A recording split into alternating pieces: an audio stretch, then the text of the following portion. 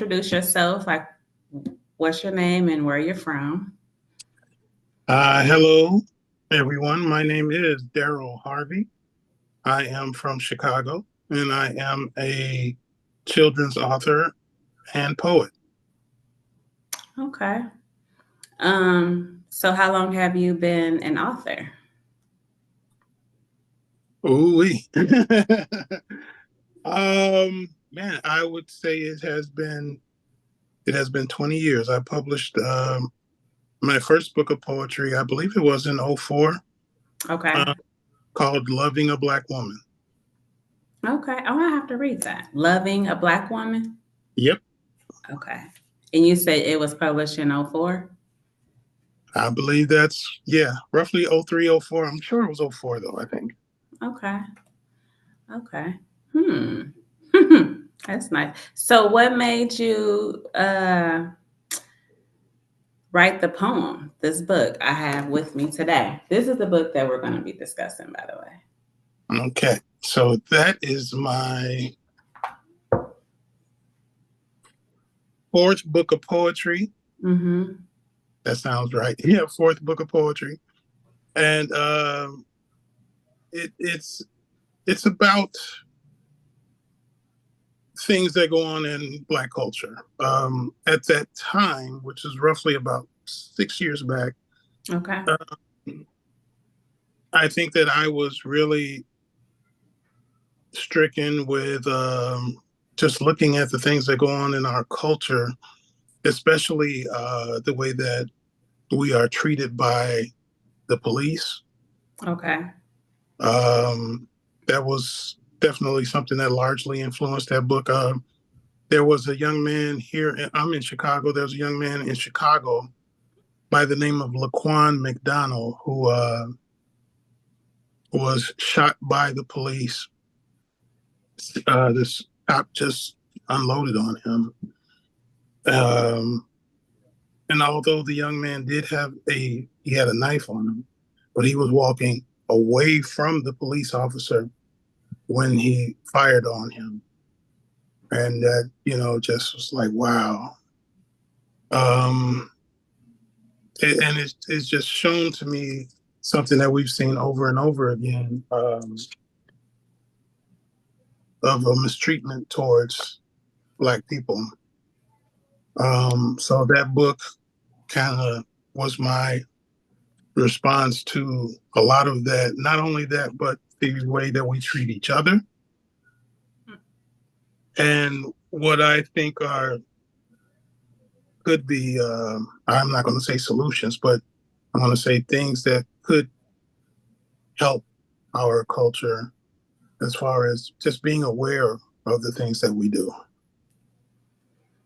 Okay. And being at that book, which is called Open Season Growing Up Black in America, Mm-hmm. um, it's a series of poems. I don't want to give them all away in case people want to read the material, but it's a series of poems written not only by you, but I get the idea that it's written by other people as well. 'Cause- Nope. No. Because some of the poems that are written in the book, um, you basically at the end of the poem will put your signature, like, okay, written by Darryl Harvey. But some of the other poems don't have that same thing written at the bottom of the. Yeah. Some of them are kind of old, and I forgot what date that I wrote them on. Oh, okay. Okay. Yeah. But every poem in that book is written by me. Oh, okay. Okay. Because I was just like, okay, well, maybe these are the ones in collaboration with other people. With Nah, I just forgot the date that I wrote them on.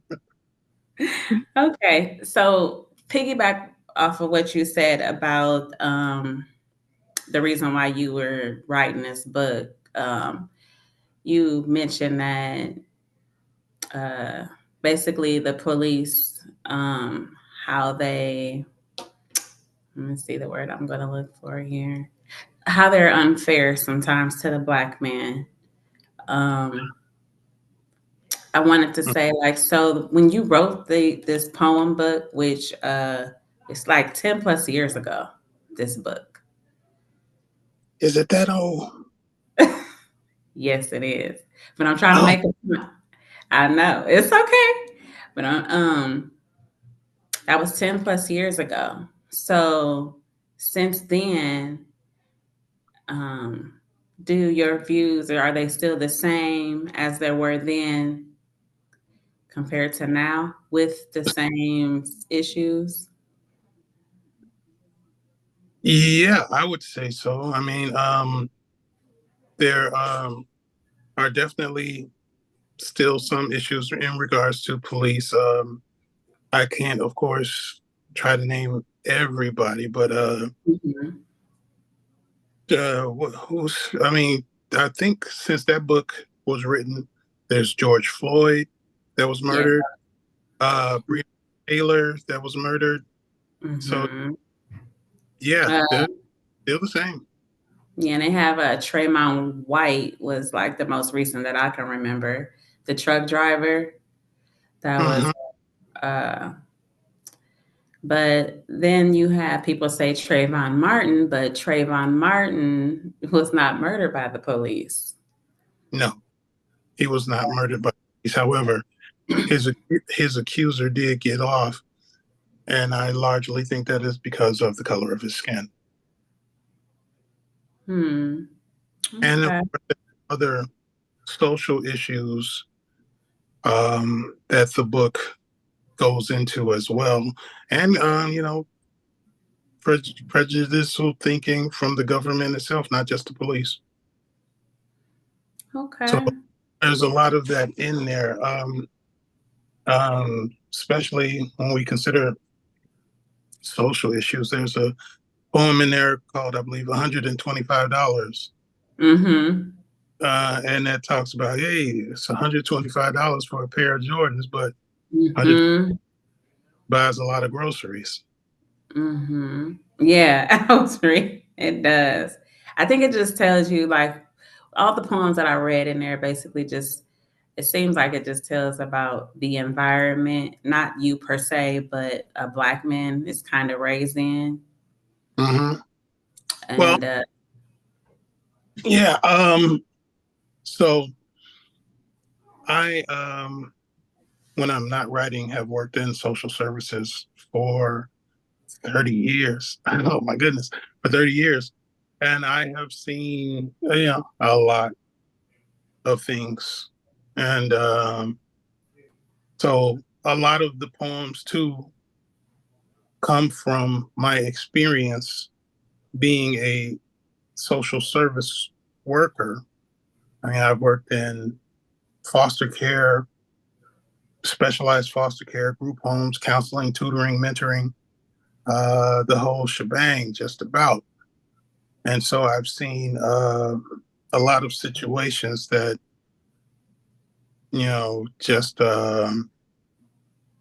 just were not good. I mean, I've seen good, of course, but there's some situations that I just have seen that were not good. And I wish that in some way that I could do something more than what I was already doing. So I took the route of writing what I saw, what I felt. so when you say with social work, these are like for underprivileged children or families or Sure. Yeah. okay. Well, I know you have a lot about black males in the poem book, and from your perspective of what you see from if they're grown up not properly in society and what could happen to them, and do you think the same things will happen to a black male if they weren't in those conditions, like if they were in a two-parent home or they were privileged enough to be afforded everything their wants as well as their needs in life? Do you think that they will have the same outcome like with the police or just society in general? I think that a child, male or female, has a better chance at being successful coming from a productive two-parent home. There can be two-parent homes that are not productive or loving or nurturing. Mm-hmm. All those things play a part in raising a good child to be raising a child to be a good adult. The father and mother, I mean, if you have those, that's a better start most times than single a single family. However, again, both the father and mother have to be nurturing and loving and Mm-hmm. trying to push that kid to a, a better life. So there are plenty of dysfunctional two-parent homes as well as functional. So, but again, I do think a functional two-parent home would be ideal for most children. Because usually like don't quote me on this or whatever, but they have like a high percentage of single mothers raising young black males now Hmm. more than ever. And so I say that to say a woman can't really be a father to a boy. She can try her best to try to raise him right, but what do you say, and from your perspective, about the absent fathers who aren't helping the moms who have to raise those boys? Well, yeah, a young man, a boy, I say most definitely needs a man around, again, positive male influence to show him to become a man, to show him um, work ethic, to show him respect for a woman, to show him the ins and outs of his body, to Mm-hmm. to know what to expect with his own body. Mm-hmm. A man can explain that, um, as well as the importance of being the head of the family, the reasons why you're the head of the family, etc. Those come a man, from a man to another man, to a younger man, explaining him values from the male point of view. Okay. That, Yeah, because they're I'm not just saying like because it seems like that's what young males need. I mean, I really can't. I can just go by what I've seen, like with young black males, my cousins, uncles, and stuff, who were raised by single mothers, and um, the main thing they usually say is that they wish their dad was there, or a positive role model, like you said, was there to kind of help them navigate through things, um, with what to expect and what to do and different stuff like that. Um, but I don't know. It just seems like the males who want their fathers in their lives, it's like I just think sometimes they're a little lost, so they don't know what to do. So that's the reason why sometimes they lead to turn to gangs or drugs or other things of that sort because there's no one to guide them. And then that's how the police gets involved sometimes. They may not be doing anything, but doing that's the problem. Not doing anything is causing you to get in trouble. yeah. What's the old saying? An idle mind is Idle the time is devil's playground. death. Yeah. Yeah.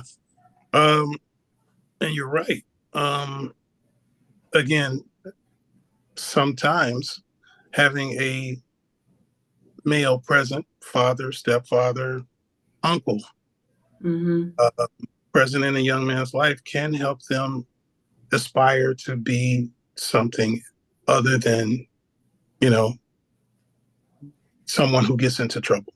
Mm-hmm. Encouraging word, hey man, you did really well. I hear your report card is good. Congratulations. Keep that up. You can go on to do such and such with that.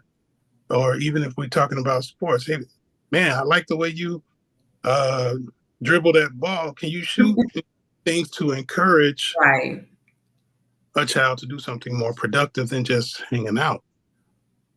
Mm-hmm. That helps coming from, and believe me, when a young man has a father in the home and you get that encouraging word from your father, that will make a young man's whole everything. Young men's sons will do all kinds of things. If they have a positive, productive father, they will do all kinds of things to emulate that man and to make that man proud. Yeah, I believe that. I've seen that. And Mm-hmm. that with my own uncles and stuff where they might not do every little thing that like their dad, but you can pick out the things that oh they got that from such. Yeah, I give you a funny example. When I was in high school, I was Mm-hmm. wrestling team, Okay. and my family, my father, mother, came to see me wrestle, and I knew on that day I would not lose. And Oh, now, because they were coming to see you. That's why. yes, indeed. I was like, you got to take the L today, homie, not me. Right. No, you don't want to lose in front of your parents. Oh, no, Yeah, it just gave you some encouragement though. made me work harder, believe it. Yeah, and it made you feel good that somebody was there to support what you were doing. Exactly. That Exactly. you're not doing it just alone, just to be, doing a sport. You had yeah, you did. You had support, basically. You had it all. Like that was fun, I bet. Just to have your parents there. Yeah. Yeah. Glory days. So you grew up in a two-parent household? I did. I Yeah. grew up in a parent household, and I'm very thankful for that.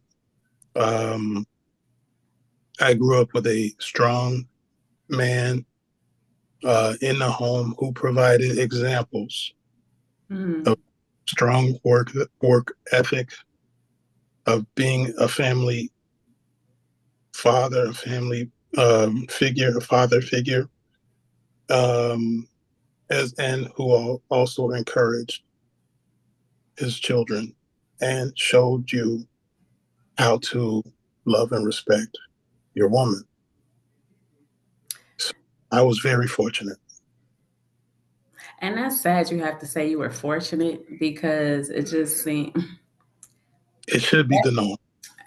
right. I was going to take the words right out of my mouth. Like, do you think that the males now do the same thing as what your father did for you? Well, some do, but I think,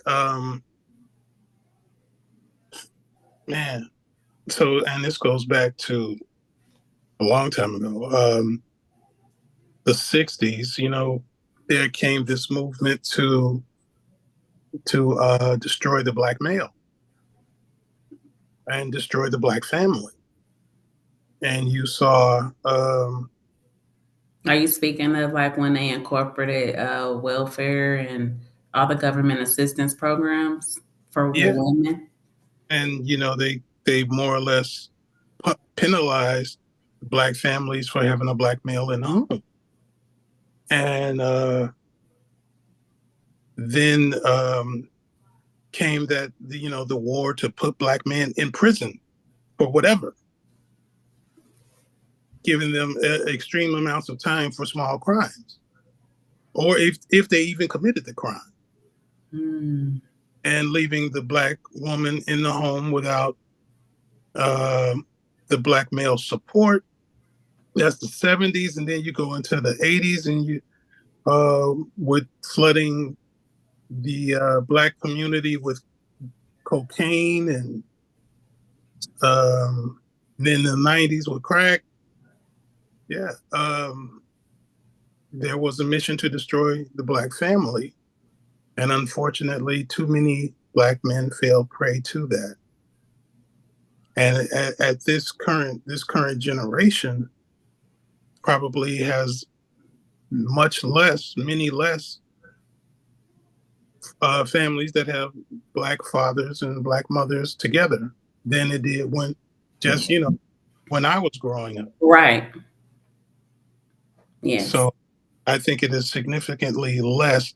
And I need to plug my phone up because my phone's about to die. So Okay. I'm patient. okay, bear with me. Let me find my plug. Okay. Hello. Yes. I had to move locations. Let's see if I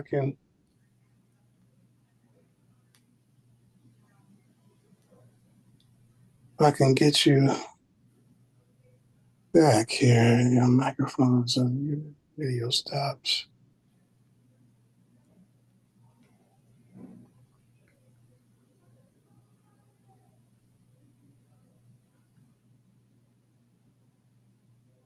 Trying to get the video back.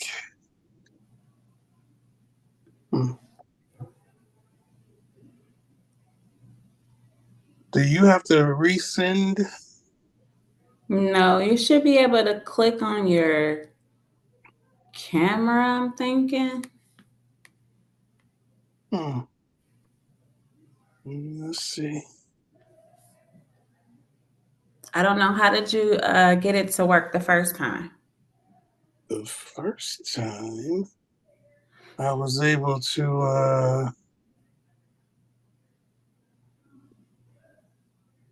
hmm,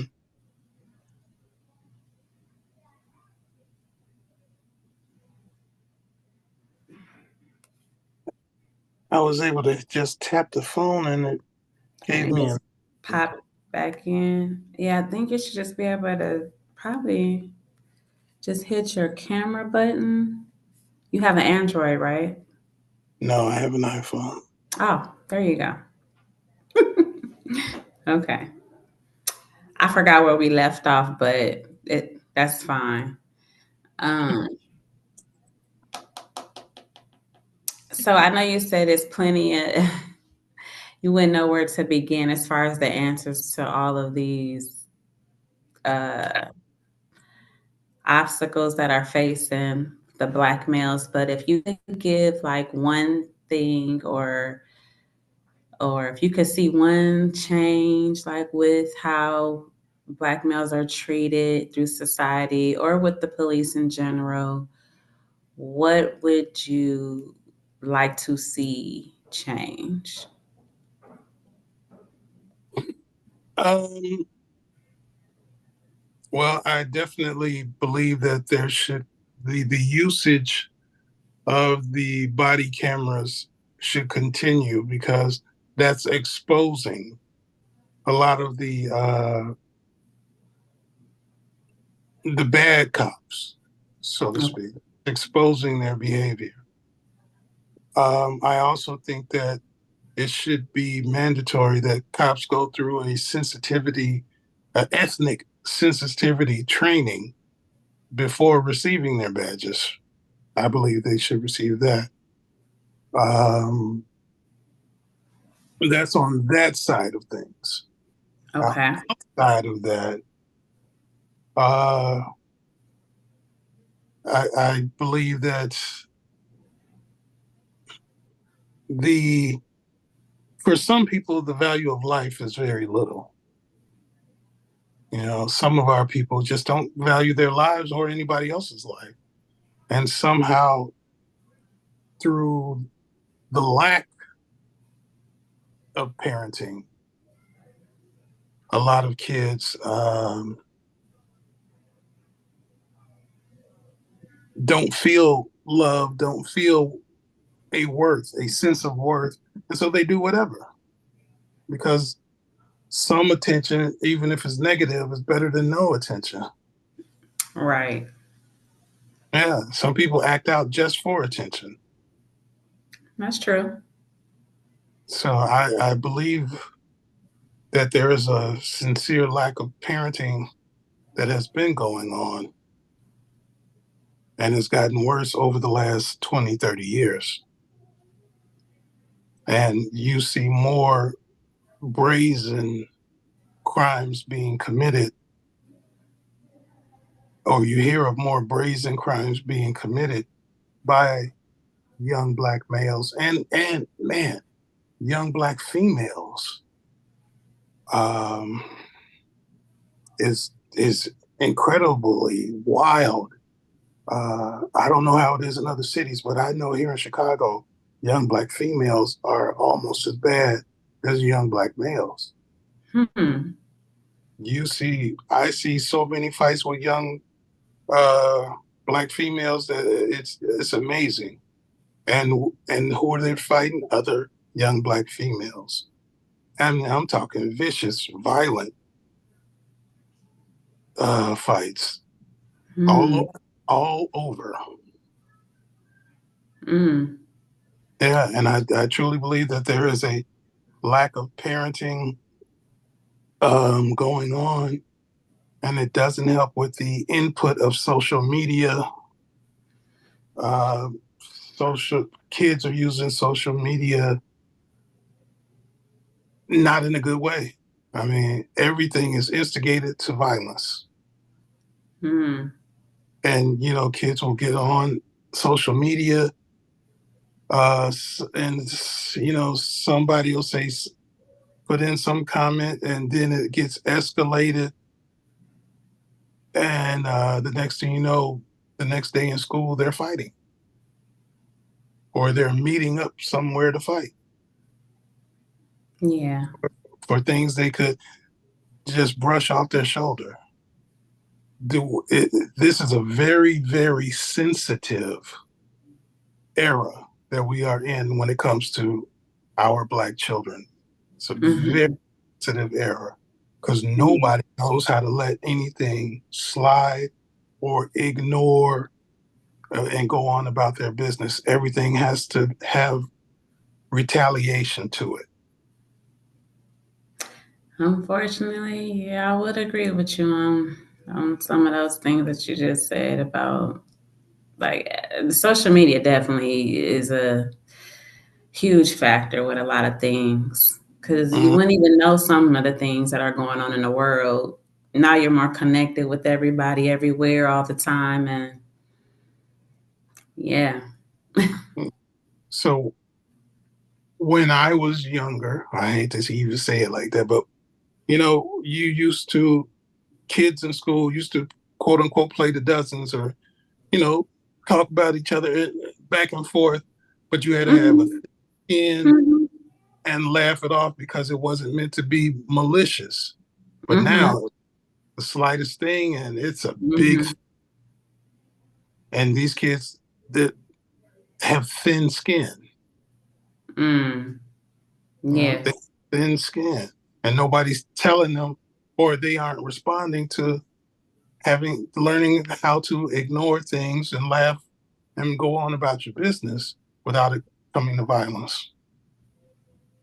Mm. Yeah. It.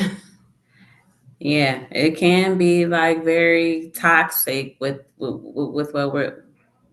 I guess the times that we're living in right now, it's very toxic. Like I said, it's a lot to do with social media though, in so a lot of cases because you can't even get bullied anymore. I mean, I'm not saying that that was ever a good thing.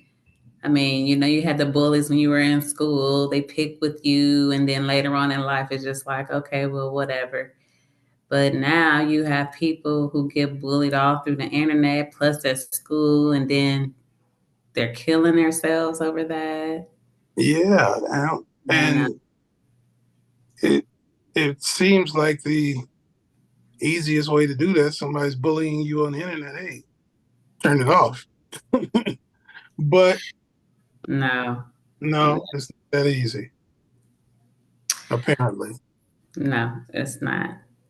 Well, I want to transition a little bit because I know you told me that you wrote many other things since you didn't wrote the poem book that we were talking about, and I wanted to know like what inspires your creativity to keep writing about all these different things? Like, how do you over the years just keep writing about all these different aspects?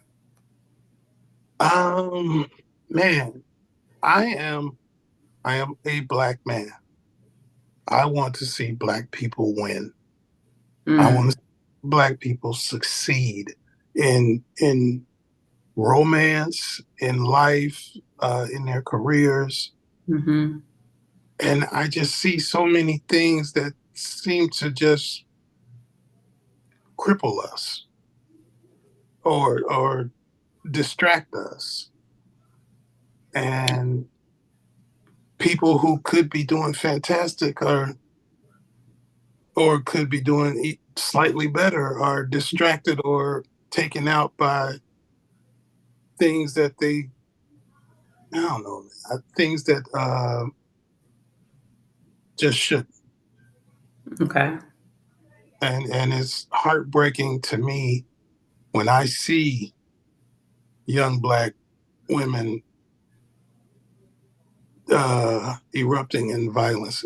When I turn on the news and I see crimes being committed and they plaster young black men all over the news for doing these crimes, whatever they may be. But at the same time, I say to myself, why are they in that situation? Mm, What choice did they make that took them down that path versus valedictorian, mm-hmm. It goes CDL? right. I think it just goes back to your roots, like where you're from, your background. Sometimes I'm not saying that that's going to be all the time, because I know some people who I grew up with personally who lived in horrible situations, but now that they're an adult, they refuse to have their kids going living like that. They go to work faithfully, don't do drugs, they don't get involved in anything that they feel is going to disrupt their livelihood. Yeah, Completely opposite of their parents. Whereas I've seen people who grew up in same scenario, decent homes, and you would never think that they were raised through the church. Of they do all these crimes and uh, they do all these crimes and I have several children out of wedlock and just just it's just different. So I'm not going to say that, oh, you, if you're in this situation, that you are going to be totally okay, because you have to admit there is a big world around us, and your parents aren't your only influence. You yeah, have other people around you that your influence. You would just, like any other parent, pray that your child takes majority of what you taught them into the world and then kind of just dissect the rest. But unfortunately that's not up to us, because they're their own person too. So it's like I don't know, like I guess it's just you just have to just hope you're doing the right thing, and when you're raising your children and stuff. And I think, like I said, it just goes back to the roots, like from where does the kid come from? Like what made them make the decision to do what they do, or even women. You know, it's not just mhm, all males; it's females too, as you mentioned. But just trying to see like what was the decision of you doing that, or saying that, or whatever. Um, but yeah, that's just my perspective. I just think that it's the root of wherever they are. and I agree with that. I personally believe your strongest motivator or detractor comes from your home, from where you are raised. So if you got a strong home, most times, Mhm. you the positive children will come from that. But like you said, sometimes Mhm. it won't. Sometimes you got that bad. I ain't gonna say, I'm gonna say bad seed. Sometimes there is that one kid in that home that is just gonna do something dumb. But Mhm. Yeah. yeah, Well, so when you write things, because I know you wrote several other books or whatever, what mhm. would you say is the most challenging things as an author? The most challenging thing as an author. Oh boy. Um. So for me, um, I have written poetry and I've Mhm. written, stories for children. Mhm.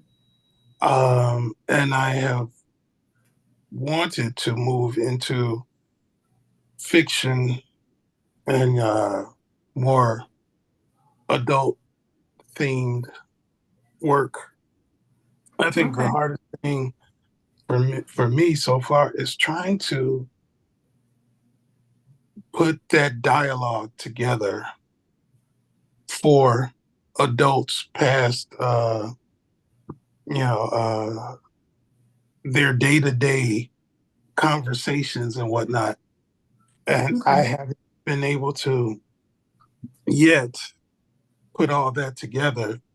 Of course, I haven't allowed myself the time either, but putting together, like a full-length novel is kind of on my list of things to do, and I've started a couple of things, but time is just not. I haven't. What's the word I'm looking for? I haven't committed to sitting down and getting that done. So that for me, that has been the most difficult thing.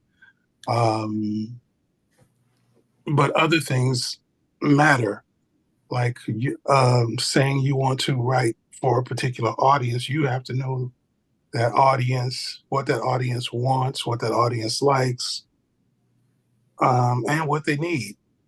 Uh, Mhm. So if I'm going to write for books for children, I need to know the subject matter of what I'm writing, how many words should be in a book for this particular age group, Mhm. and not to write above them, not to write with a vocabulary that's too big for the age group that I'm writing for. Right, because you don't want to write a book for a 6-year-old and the content is for a 12-year-old. Exactly. Right. Okay. All those things matter. Yeah, that makes sense though. So, with the books that you've written so far, did you self-publish yourself or did you go through a traditional publisher? I self published All of your material? all of my material. Every good thing and every bad thing is all on my shoulders. Okay. Was there a Yeah. reason why you didn't want, or did you try to do traditional publishing? Um, when I first began, I did, but I just didn't like the deal. Okay. So it I guess meant more and was I'm not gonna well yeah, it meant more, is easier, and the monies that come from it come to me. So I was getting ready to say that. I was now, getting ready to say that. but through my mission of writing, a lot of my books are themed for African American adults and children. Okay. Some of them definitely do cross over. I mean, you write a story for a child, it can definitely Mm-hmm. apply to all children of all races. The only Mm-hmm. thing is, I made it my mission to make the majority of my characters African American because in uh, mainstream children's books, only 10% of the characters you see are black. Okay.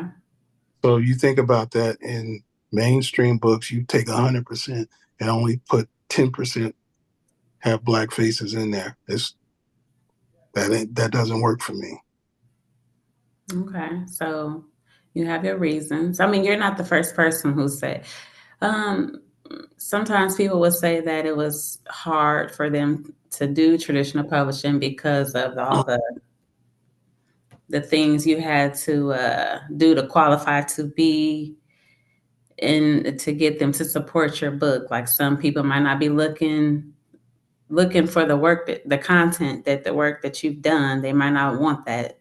They may want to change some things on your work. They may not want to go along with what you're trying to promote, or you may need an agent to pay to even speak to a traditional publisher.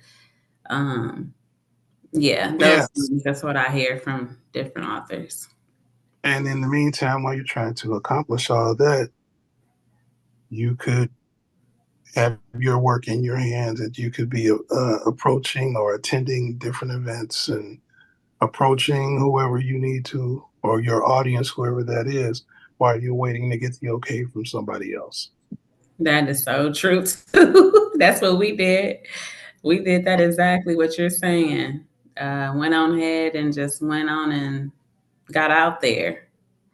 You Yeah, know, it's a lot of work. I always tell people it's a lot of work when you self-publish because everything is on you. But like you said, the rewards of you doing that, it all goes to you. You're not yeah.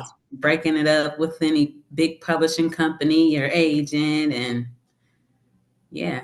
So I think it's worth it. I think it is I very.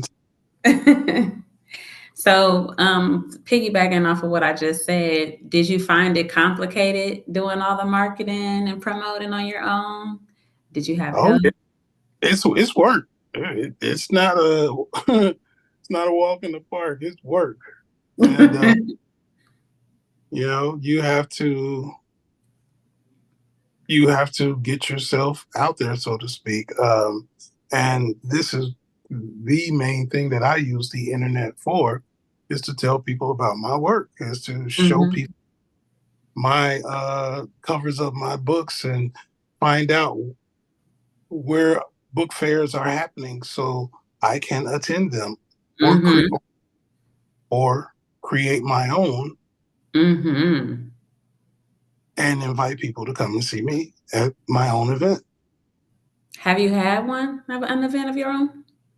Have I had one? Yeah, or two. I don't know. I'm asking. So, um, I published my first book of poetry roughly 2004. And over the course of the next few years after that, I wrote more books of poetry, and I attended different events here and there. 2010, I wrote my Okay. first children's book, Okay. which got good reviews, got a lot of people supporting it. So I continued to write books for children. 2019, I created a book fair called a traveling book fair called the Black Child Book Fair Oh, okay. here, yeah, here in Chicago. That was 2019, and now we are we cover about 15 cities a year in just that 5 year span. The Black Child Book Fairs tour is what it's called. The Black Child Book Fair, yes, ma'am. I'm gonna have to check that out. Do you Yeah, have is it up on Facebook or it's on Instagram? Facebook. I have a website. It's on Instagram. The whole shebang. Oh, Daryl, you was holding out on me, huh? Well, we were talking about So poetry. right, what did you oh my God. So you've been doing this for actively like 6 years? Hmm. Yeah. So what did you do when COVID came? Well, COVID definitely slowed stuff up. That's for sure. Because we started 2019, and then 2020 COVID hit. Hmm. And then uh, you picked it yeah, back up. I picked it back up. Mm-hmm. picked it back up and took precautions and wearing masks and all that. And yeah, so now that COVID has died down, so well, people aren't as afraid of it as they were Yeah, that's before. the right. Yeah, it hasn't gone anywhere, but people aren't afraid of it as they were before. Mm-hmm. So we are up and thriving. Um, as a matter of fact, I just finished the 2024 season with events in Houston and Dallas, and Okay. we picked back up in Chicago in a month. What date? When are you going to be in Chicago for? What date is that for? You don't know January yet. January 31st through the February 1st is a 2 day event. Okay. Okay. How many vendors do you usually have participate? 30 to 36. That's a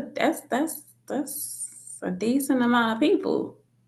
Yeah, it If you is. that's a decent amount of people. Mhm. So you must have it like in another convention center or a stadium or something. No, well, so the last 2 years it's been at a college, Malcolm X College here in Chicago. Okay. Uh, and the next one in a month is going to be just in the same neighborhood as Malcolm X, but it's going to be at the James Jordan Boys and Girls Club. Okay. That's still a fairly Boys and Girl Club been still fairly big. Yeah, Oh. See, I'm thinking bigger for you though. There, hey, I'm like uh, stadiums and oh Lord. So do so you go ahead. no, you can finish. What were you gonna say? I was just saying that, or thinking that it is a mission of mine to get it that big everywhere. Uh, Mm-hmm. Chicago is a big city, and It is. it's my home city, so I'm able to uh, manipulate, so to speak, some of my contacts. I'm hoping to grow it as big in other cities, though, because Mm-hmm. we go to popular cities. We go to Atlanta. Mm-hmm. And like I said, we just came from Dallas and Houston. We are expanding to Cincinnati and St. Louis. That is the plan in March. So doing a thing. You are. I think you're taking your time too. That's what grows something bigger. Because you've been active for almost 6 years, and it's like you're being consistent with it. So Hmm. it shows that you this is how bad you want to keep it going and stuff. So you're gonna make it there. I know you will. Just you Thank adding more cities on, and like I said, you got quite a lot of vendors who attend your tour. So that's a lot. Now, are they the vendors? Do they have their like? Are they authors or do they do other like artwork or? No, this is strictly books. Okay, okay. Yeah, all the vendors are strictly children's authors. So it's not a bazaar or the swap meet or flea market or all kinds of stuff. It is Right. strictly a black book fair. Okay. And I don't know how you feel about this since we are using technology more and more. Have you ever considered letting AI write for you? I haven't considered it yet. No, Have you ever read anything with AI that's been written by AI? not that I'm aware of. Okay. I You am know, aware it can, that there are programs that can You give it a certain amount of information, and AI will run with Mhm. it. Mhm. Now, Um, how comfortable are you with that? If you knew a author who was in your tour who used AI to write their content, would you be okay with that? hmm,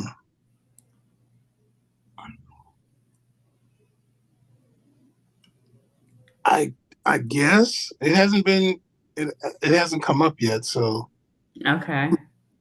Well, that's something to think about but because yeah, yeah, it's a lot of authors out there who aren't really writing their own content. They're just giving just what you just said. You give AI just a story to go off on, and they create it. Only thing that they create is putting their name on the book. yeah, I mean, you laugh, but it's real.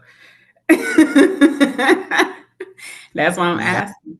That's why I No, asked. I haven't I haven't run across that yet, but I don't know. You're giving me something to think about. I don't know how Yeah, I would react. yeah. I mean, like, cause it's popular. It's becoming popular and stuff. Only reason why I say that is because I don't know. Yeah, you probably know of this because you're doing a book tour and stuff. But have you ever heard of them wanting to ban books? Yeah, yeah. Yeah. I've heard of that. Um, which is probably a good thing that I am independent and work with independent authors. Mm-hmm. So my book fair kind of has a dual purpose of providing Black children with resources and also providing uh, the independent author with an audience. Mm-hmm. Yeah. It's just it's so much is changing in the world, and just have to keep your fellow entrepreneurial authors independent, up to speed on what's going on, like lately with what they're doing with all of the literary work and stuff like that. Yeah. Um, okay, well, um, I'm going to be closing out of here in a second, but before we go, I do this with every author that I've interviewed so far. And Hmm. what I'm going to do is I'm just going to ask you a couple of questions. They don't have to be right. Let me see. I'm sorry. My computer got all this stuff popping up. They don't have to be right. I'm just going to ask you a few questions. Just whatever comes to your mind, just answer it the best way you can right there. Sure.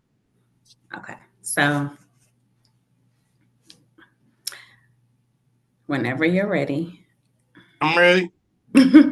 Okay. Do you prefer to be indoors or outdoors? Indoors. Do you like a home cooked meal or do you prefer to go out and dine? Mm, that is interesting. Man, because I like both, but if I gotta choose,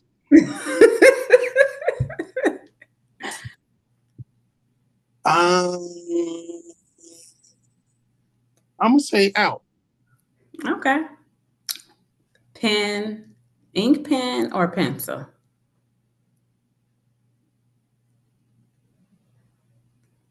Pencil. Train or airplane? Mm. For convenience, probably gonna say plain. Okay. Do you prefer a dog or a cat? Neither. A dog. A A dog. dog. Dog over a cat. Yeah. I don't have Do any you, pets, but if I did, it would be a dog. okay. Do you currently read any other authors? Currently, I'm not reading anyone right now. Okay. Do you have a favorite author? Um, with poetry, it would have been the late Nikki Giovanni. Okay. Hmm. Interesting. And do you journal? No, No. Okay. Last question. Are you a part of a book club? no. Thank you so much today for giving me your time to do the interview. And that's basically it. Well, thank you for uh, seeing my book and wanting to talk to me about it. I plan on publishing another book of poetry in 2025. It will have a more romantic theme to it. Um, and also, if anyone in the audience is interested in what I'm doing with the Black Child Book Fair, they can go to my website, blackchildbookfair.com, and that will give you all the information. Okay. Well, I hope we can do this again once you get done with that romance book you have going on. I have to catch up on what did you say it was called? Loving a Black Woman. Is that it? Mhm. Yeah, yeah, Okay. I'm gonna have to read that one. That seemed like that was romance right there. That's not a romance book. yeah. It is. My original path into my writing career was romantic slash erotic poetry. Oh, okay. Yeah, so my first books of poetry are on that end of the spectrum. Okay. So you are a versatile writer. You just not stuck in a you not just stuck in the box. You like kind of like all around. Cause your book is the first one I've seen where people just have all poems in it Really? that I've interviewed, just all poems. Yeah. Mm. It's yours the only one. I don't recall reading nobody's book that was just all besides Maya Angelou, but I mean, that was her. That's what she did. But no, yours is the first one who I've interviewed who just have all poems, and I'm like, okay, I want to interview him soon. Then you took the time to sign it and autograph it for my husband and stuff. I'm like, we had to meet him. We had to meet him somewhere, one of these book fairs. I know we did. And then just start reaching out to you to see if we could connect because I just like to see like where people are since we did those fairs been like 2018, 2017, 2019. I think is the last one we did. Oh wow, that could have been any. Yeah, so and that's what I'm saying. I just like to catch up with all the people's books we ever got that I've read that kind of just touch base like, are you still writing or are you doing something else or do you have new material? Just kind of just catch up, see where they are. And then I see you've been really working, so I see you ain't stopped at all. So okay. Well, But thank you. well, you take care. Have a good evening. And like I said, I will send you the link once I post up our interview. Okie doke. All right. Have a good day. You too. Hmm. Bye.